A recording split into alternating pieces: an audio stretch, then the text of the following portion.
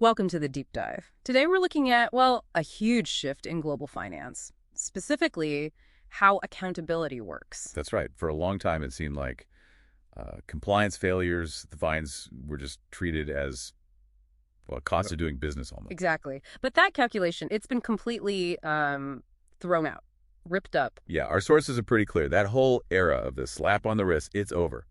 We're talking multi-billion-dollar penalties now. Historic stuff. Existential threats, really, not just fees you budgeted for. Right.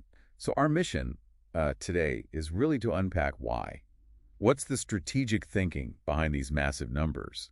And why this new demand for genuinely effective compliance? That's the core of it, isn't it? It's not enough to just have a program on paper anymore, a checkbox exercise. No, not at all. You have to show it works. Prove your controls are actually, identifying risk, mitigating it. And this isn't just a policy memo idea, it's legally binding now. It is. Look at the U.S. Anti-Money Laundering Act of 2020. That piece of legislation really forces the issue. It mandates a formal risk assessment. That's your foundation now. So you're legally on the hook to prove effectiveness, not just existence. Precisely. And it's not just the usual suspects, the big banks, feeling this heat. Oh, definitely not. The regulatory perimeter, it's stretched, hasn't it? Way out into these new financial frontiers. Massively. The most obvious example, digital assets. Right. I mean, the Binance penalty, what was it, $4.3 billion?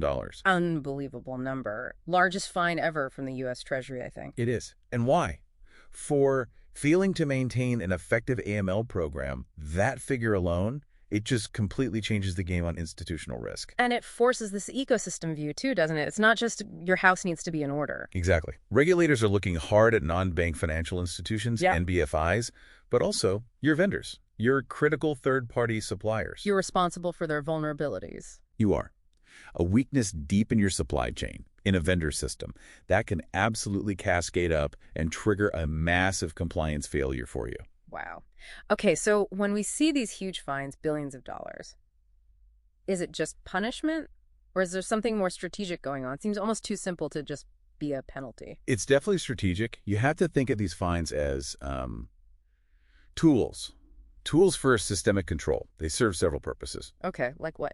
Well, first, obviously, deterrence. It's a huge, stark warning shot across the bow for everyone else in the market.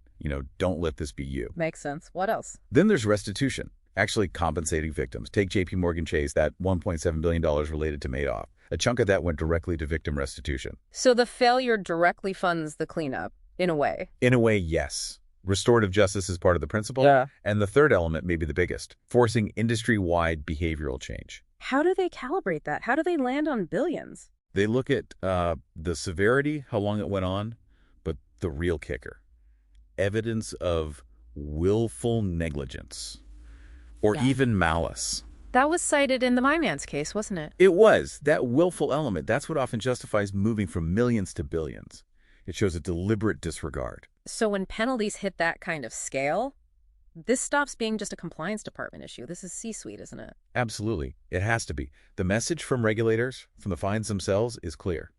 Compliance is now a core strategic priority, not a back-office cost center. And it's about culture, too, right? Not just rules. Totally. A culture of integrity, it has to start at the very top. And crucially, the liability is shifting too. How so? We're seeing this globally. Expanded personal accountability. In the EU, for instance, there's now the real threat of prison time for directors, for compliance officers, if the failures are severe enough. Prison time. Okay, that focuses the mind. It certainly does. Personal accountability is higher than it's ever been, which leads leadership to one place, really. Yeah. Technology. As the main defense. As the primary defense, yeah. This fight against sophisticated financial crime. It's basically a technological arms race now. So simple keyword flags, that's not going to cut it anymore. Not even close. You have to get proactive. Use advanced tools, AI, machine learning. You need to be set up to find complex issues, weird patterns, collusion, before the government comes knocking. Showing you're actively looking demonstrates good faith. Exactly. It shows rigor.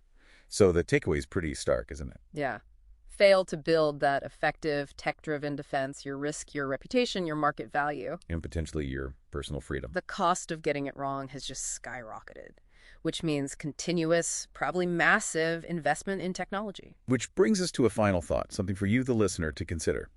Given that the cost of non-compliance is so incredibly high and complex AI models are becoming essential, how will institutions square that constant need for better tech with the ethical side, the need for human oversight, and crucially, the need to actually explain how these complex AI models work to regulators? That's the new balancing act, something to mull over.